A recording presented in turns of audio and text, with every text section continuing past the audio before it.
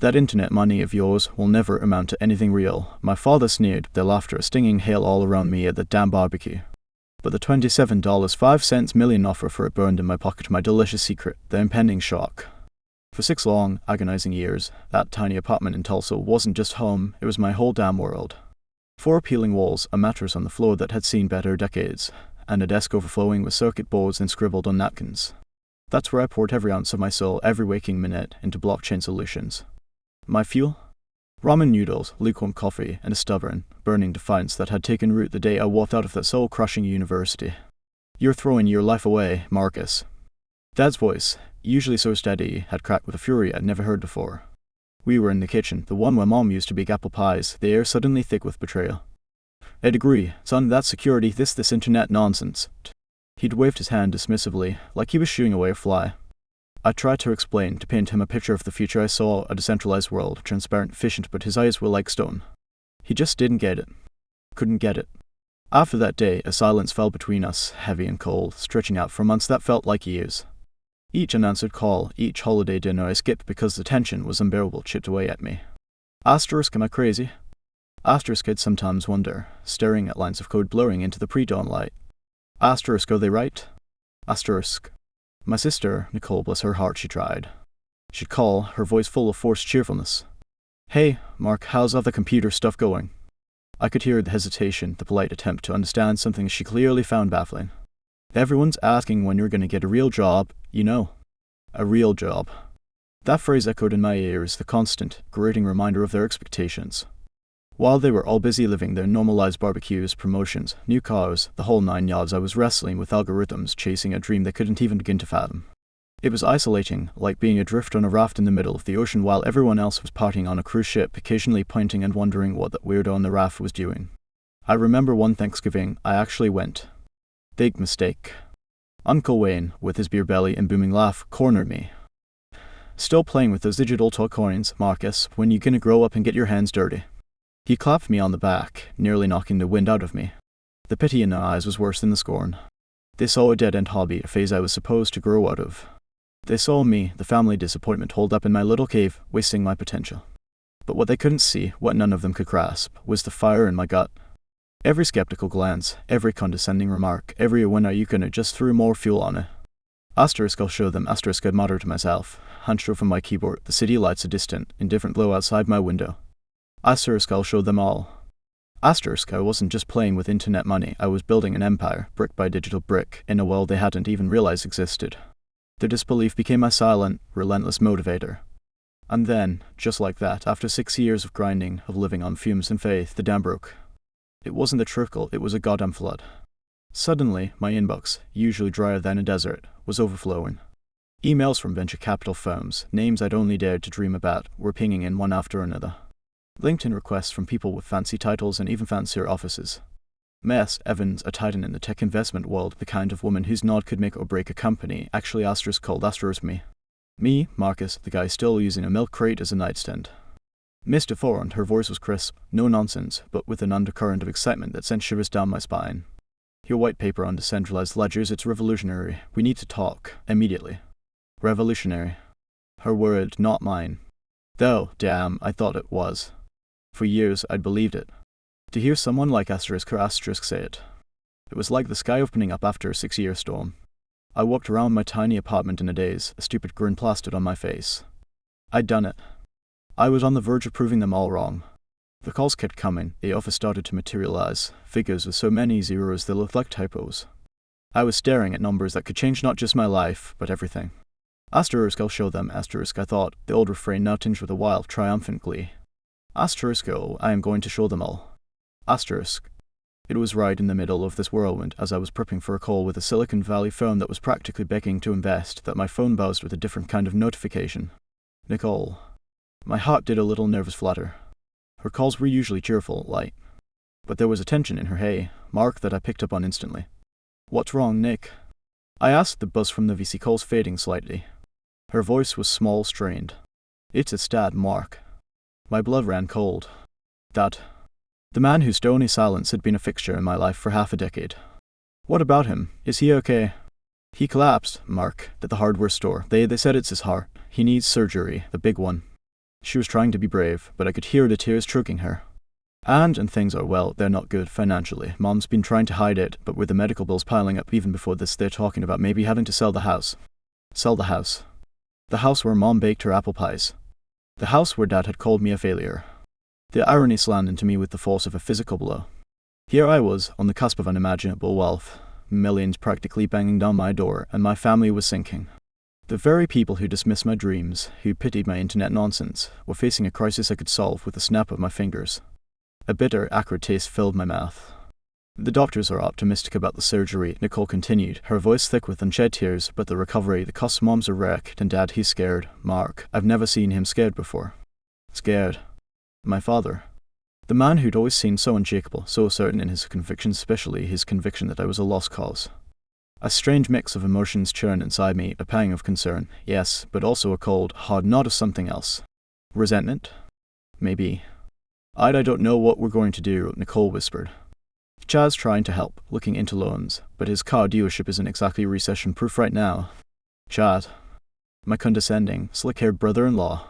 The golden boy who'd married my sister and never missed a chance to subtly, or not so subtly, remind me of my own perceived shortcomings. The thought of Chad, Mr. Real Job himself, being their financial savior while I was sitting on a gold mine they didn't even know existed, it was almost comical.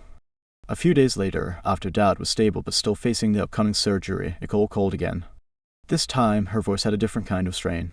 Forced, almost. So, I was talking to Dad, she began, and I braced myself. And, well, he's worried about you, Mark. Worried about me, That was a new one. He knows things have been tough for you with your projects. My project. Still couldn't bring himself to call it a career, could he? Anyway, he was talking to Chad. My stomach clenched. What about Chad? Well, Chad said he might be able to get you a job at the dealership, detailing cars, maybe working the lot, just something to tide you over until you figure things out. Silence. A vast, echoing silence stretched down the phone line. Detailing cars. At Chad's dealership. My father, the man who needed a life-saving operation, whose home was on the line, was still so convinced I was a complete and utter failure that his best idea for me was to go big for scraps from Chad. The man whose entire net worth I could probably buy and sell 100 times over with what was being offered to me right now. The sheer, unadulterated audacity of it. The continued, unwavering, rock-solid belief in my worthlessness. It wasn't just dismissive anymore. It was insulting. Deeply, profoundly insulting. All those years of their doubt, their pity, their condescension, it all coalesced in that single, breathtakingly obtuse suggestion. Detailing cars. While I was negotiating multi-million-dollar deals. Something inside me, something that had been simmering for 6 long years, didn't just snap. It vaporized. The pain, the frustration, the anger, it all froze into a diamond-hard resolve. Fine. They wanted to see me as a family disappointment. The charity case? The guy who needed a handout from Chad. Okay. Game on. Tell Dad thanks for thinking of me, Nick, I said, my voice eerily calm. Tell him I'll consider. But what I was really considering was something else entirely. They still saw me as the boy playing with internet toys in his dusty apartment. They had no idea. No idea at all. And in that moment, a new plan began to form, a plan far more satisfying than just throwing money at their problems. The fire in my gut, the one they'd so casually fueled with their scorn, now burned with a cold, white-hot intensity. I wasn't just going to show them. Oh no. I was going to give them a front-row seat to a masterclass in what internet nonsense could really do. But they wouldn't know it was me. Not yet. Tell Dad thanks for thinking of me, Nick, I'd said, my voice a frozen landscape. Tell him I'll consider it. Consider it? Hell, I considered throwing my phone through the damn wall. Detailing cars. At Chad's dealership. My father, facing God knows what on an operating table, his life savings evaporating, and that was his grand plan for me. That was the extent of his faith in his own son. It wasn't just insulting, it was like a slap across the face with a glove full of their collective, 6-year-long pity. The old Marcus, the one who lived on hope and instant noodles, might have screamed. He might have called Dad, or Nicole, and unloaded years of hurt and frustration. He might have waved his new unbelievable success in their faces, demanding an apology, demanding they see him. But the Marcus standing in that apartment, the one staring at investment offers that could buy Chad's dealership 10 times over without breaking a sweat. He just smiled. A slow, cold smile that didn't reach my eyes. Because the new thought, a far more potent idea, was taking root. A simple I told you so felt insufficient. Childish, almost. Where was the art in that? Where was the asterisk just as asterisk? No, they wouldn't get the satisfaction of a grand, tearful reconciliation where I bailed them out and they patted me on the head, relieved their problem child had finally stumbled into some cash. Oh no. They'd spent years crafting the narrative of Marcus Thorne, the brilliant but misguided failure. Now I was going to write a new chapter, and they wouldn't even know I held the pen. The next day, I wasn't calling Chad about polishing hubcaps. I was on a secure line with MS Jenkins, a financial advisor recommended by MS Evans herself. Ms. Jenkins was old school, sharp as a tack, with eyes that had seen fortunes made and lost, and an air of impenetrable discretion that was exactly what I needed. "Mr. Thorne," she said, her voice like expensive Scotch, smooth and strong. Then S. Evans speaks very highly of your discretion as well as your innovation. "I need to move a significant amount of capital, Ms. Jenkins," I said, cutting to the chase. "But it needs to be done in a very particular way, untraceable, anonymous, ghost money." She raised a perfectly sculpted eyebrow. "Foundations, trusts, offshore vehicles?" "All of the above, if necessary," I replied. "I want to set up a series of, let's call them philanthropic interventions, very specific ones. There's a hospital bill that needs to vanish, some urgent dental work for a young girl, and a rather substantial property tax issue on a family farm." Ms. Jenkins listened, her expression unreadable. "These are personal matters, Mr. Thorne." "You could say that," I said, a thin smile playing on my lips. "Let's just say I have a vested interest in seeing these particular problems resolved without the beneficiaries knowing the source. They need to believe it's serendipity, a stroke of luck, a miracle even." "Miracles can be expensive, Mr. Thorne." "I'm counting on it," I said, thinking of my father's worried face, Cole's tear-filled calls, Chad's smug superiority. "Consider it an investment in perspective." A few days later, Nicole called, her voice breathless, shaky, but this time with a wild, disbelieving joy. "Mark, you won't believe it. Dad's surgery is covered, completely. Some anonymous donor, through a new community health grant. They just called Mom. They said it was a miracle." I leaned back in my chair, the skyline of a city that I'd soon be able to call home visible through my window. "Wow, Nick, that's incredible. A miracle, huh?" I kept my voice even, tinged with just the right amount of surprised delight. "Inside, though?" Inside, a coal fire of satisfaction was burning bright. Then came the call about my niece, Maya. "And Mark, listen to this, Nicole was almost giddy. "My got this letter today, some kind of Future Smiles orthodontic scholarship. It covers all her braces. All of it. We didn't even apply for anything. Mom says it must be angels watching over us." Angels. Right. An angel named Marcus, armed with a rapidly growing fortune and a very skilled financial advisor. The final piece, the one that made me almost laugh out loud, was the farm. The old family farm, the one Dad loved but could barely keep afloat. The back taxes that had been a dark cloud for years. Suddenly, miraculously, paid off by an agricultural preservation fund no one had ever heard of.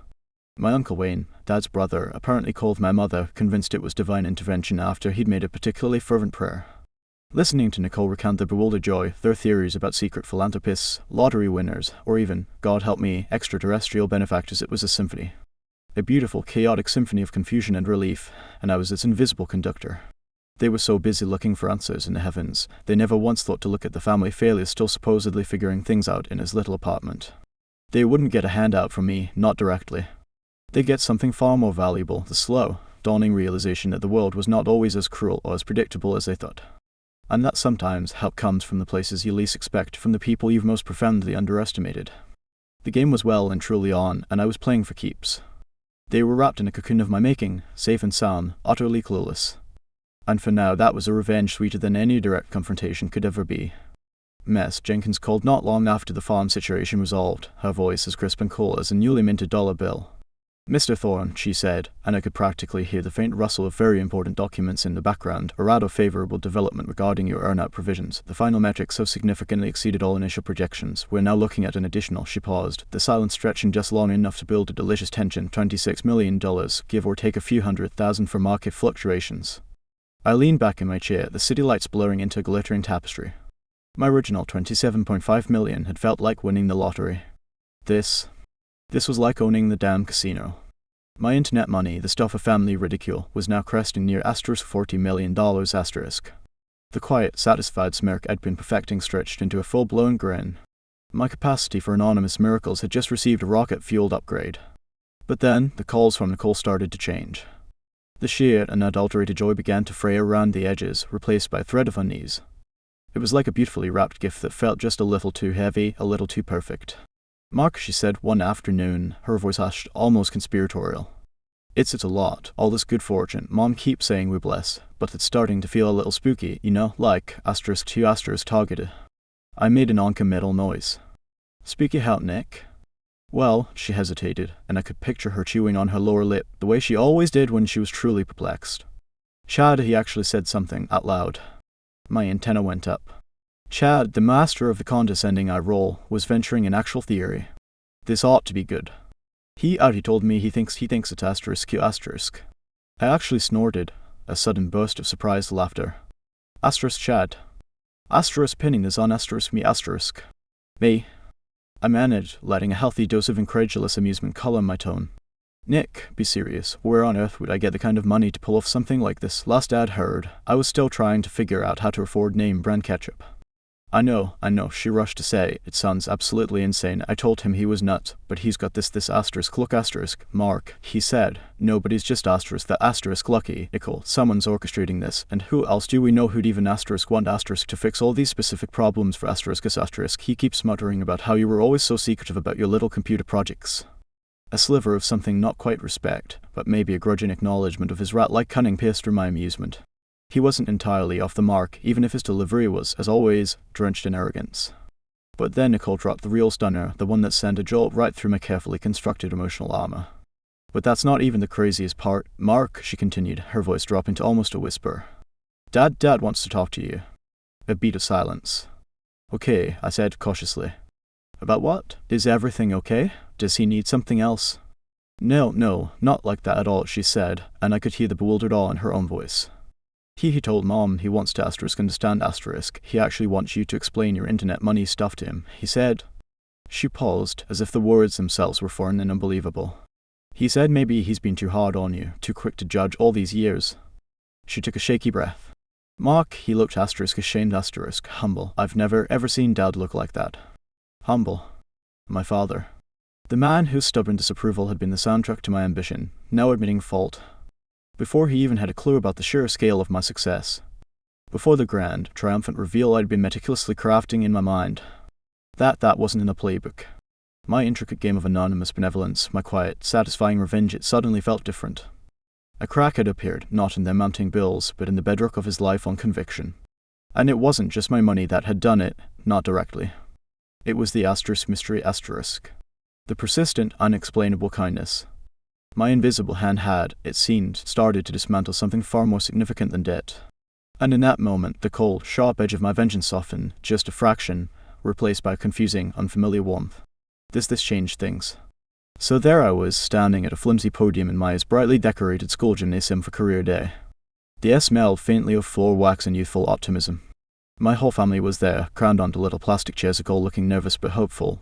Mom dabbing at her eyes already, and Dad just looked tired, older, and a hell of a lot more thoughtful than I'd ever seen him. Even Chad was present, leaning back with his arms crossed, a smirk plastered on his face as if he was expecting me to present a particularly dull PowerPoint on the migratory patterns of digital dust bunnies. He still thought he had me figured out the purse app. He had no idea the ground was about to swallow him whole. When it was my turn, I took a slow breath. This wasn't the fiery, table-flipping reveal I'd once fantasized about. Dad's recent humility had taken the venom out of it. Now it felt more like setting the record straight for good. For a long time, I began, my voice steady, echoing slightly in the cavernous room. What I did for a living was a bit of a mystery to some, a punchline even. I saw a flicker in Dad's eyes, a slight wince from Mom. Good. Let them remember. It involved a lot of late nights, a lot of ramen noodles, and a whole lot of people telling me to get a real job. I let that hang in the air for a beat, then I met Dad's gaze directly. It was lonely work, but I believed in it. I talked them through the grind, the years of doubt, the sheer stubbornness it took to keep going when no one else got it. I didn't lay it on thick with accusations, I just laid out the facts of my life, the parts they'd never bothered to see. Then I paused. About 6, maybe 7 months ago, I said, my voice dropping a little, drawing them in. After years of burning the midnight oil, the project I'd poured my life into, well, it finally paid off. I sold my company. You could have heard a pin drop. Chad actually uncrossed his arms. Mom's hand flew to her mouth. Nicole gasped, tears welling properly now. The initial sale, I continued, keeping my tone even, was for $27.5 million. A collective, audible intake of breath swept through my family's little section of the audience. Dad just stared, his face pale, his eyes wide, and unblinking like he'd seen a ghost. For a moment, I thought he might actually fall off that tiny chair. The internet money he dismissed with such casual cruelty wasn't just real, it was monumental. But that wasn't the end of it, I said, letting a small, almost gentle smile touch my lips. These things, they have earnouts performance bonuses, MS Jenkins, my advisor, called me recently with the final tally. I looked at each of them, one by one, savoring the raw, unfiltered shock on their faces. All told, with everything that's come in, we're looking at a figure significantly north of $50 million asterisk. Mom was openly weeping now, not quite dabs, but real, shoulder-shaking sobs. Nicole looked like she might float away on a cloud of pure, vicarious triumph. Even Chad's jaw had gone slack, his usual sneer replaced by a look of utter, bewildered stupefaction. It was a masterpiece of stunned silence. And then the final piece. The one that tied it all together. So, yes, I said, my voice softening, because this part wasn't about the money anymore, not really. The community grant for Dad's surgery, Maya's orthodontic scholarship, the anonymous donor who saved the farm from those back taxes. I met Dad's gaze again, holding it. He looked like he was drowning, and I was the only lifeline. That was all me. The silence that followed was different. It wasn't just shock, it was dawning comprehension. It was the sound of years of misjudgment crushing down around them. Dad's eyes, when they finally focused on mine, weren't just stunned. They were filled with a profound, gut-wrenching understanding. And shame. Nicole had been right. I'd never seen him look like that. He opened his mouth, then closed it, a broken sound escaping him.